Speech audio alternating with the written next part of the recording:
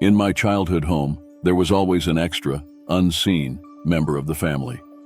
From the moment I was old enough to remember, peculiar things happened around me. My toys seemed to have a mind of their own, moving when I was not looking, resting in places where I had not left them.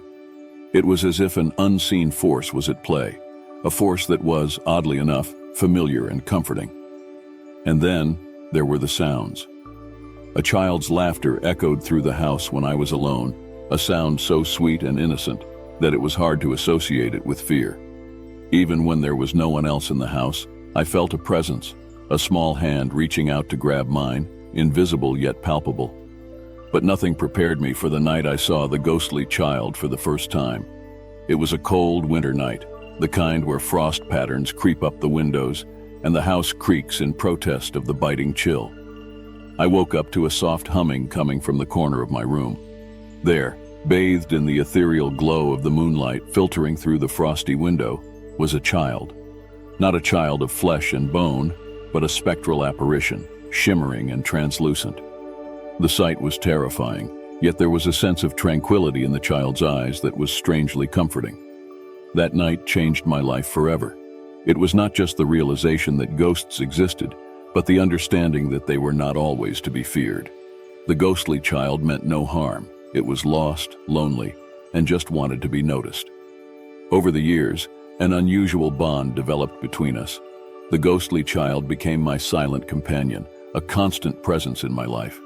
The toys continued to move, the laughter echoed, and the small hand kept reaching out for mine. But now, there was no fear, just an acceptance of this strange kinship. As time passed, I grew up, and eventually, it was time for me to leave my childhood home. But the memories of the ghostly child stayed with me, a reminder of my unique friend. There was a sadness in saying goodbye, a feeling of leaving behind a part of myself. I may have moved away, but a part of me will always belong to that house and to the ghostly child who still resides there.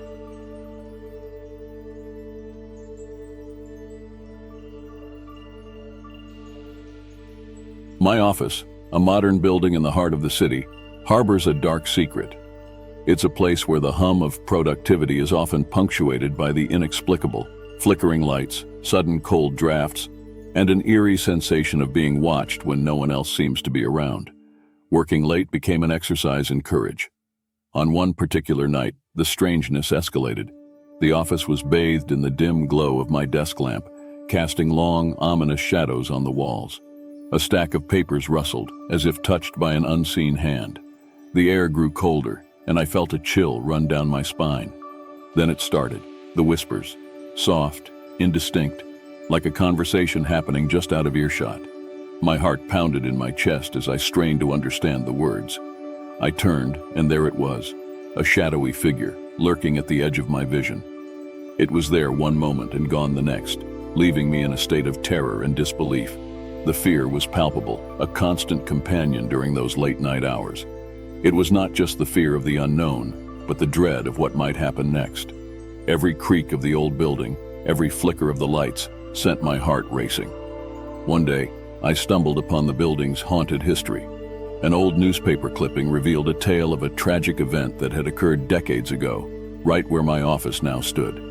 It was a story of loss, of a life cut short too soon, a spirit possibly trapped in a realm it didn't belong to. Armed with this knowledge, I decided to confront the entity. One late night, I sat alone in the office, waiting. The whispers started, the temperature dropped, and I knew it was there. With a shaky voice, I acknowledged its presence, trying to offer it some form of solace. The response was a terrifying encounter that I would never forget.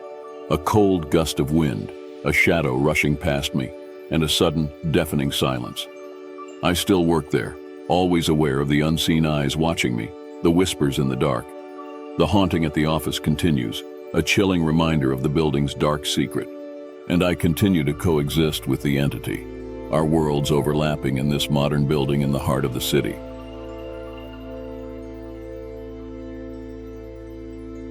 An old house stands abandoned in my neighborhood, a relic of times past, whispering tales of horror. It's a house that seems to hold its breath, as if waiting for an unwelcome visitor. A house that's more than just bricks and mortar. It's a house haunted by the ghosts of its past.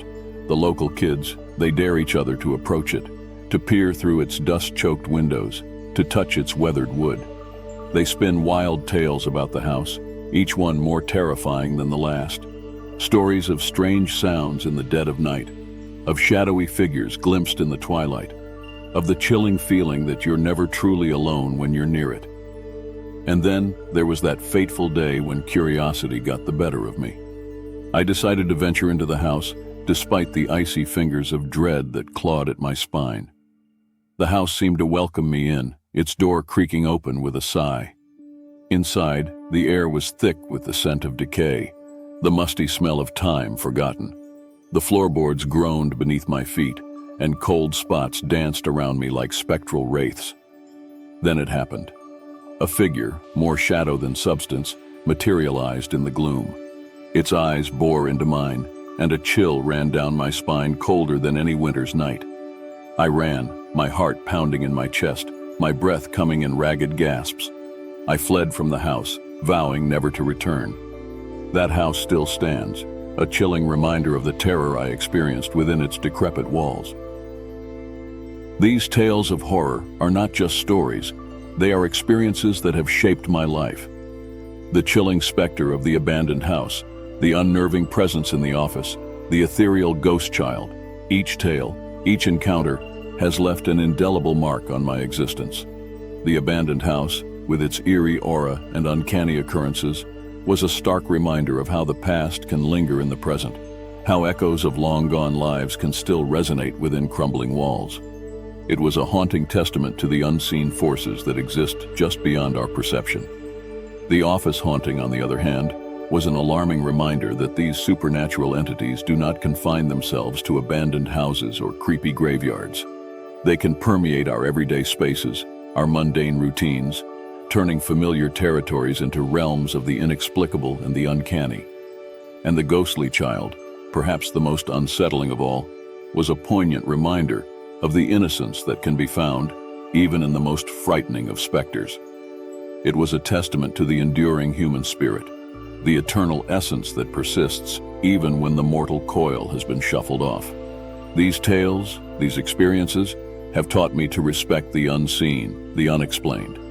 They have shown me that the supernatural is not just the stuff of horror movies or campfire tales, but a reality that is far more common than one might think.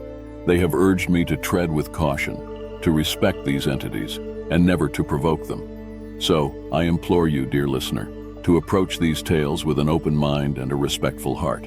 For the world we inhabit is filled with mysteries that transcend our understanding, with phenomena that defy our comprehension. Let these stories serve as a reminder of the vast, unexplored territories that lie just beyond our grasp. If you enjoyed these tales and want to hear more, do not hesitate. Subscribe to the channel. Remember, the world is full of mysteries waiting to be explored.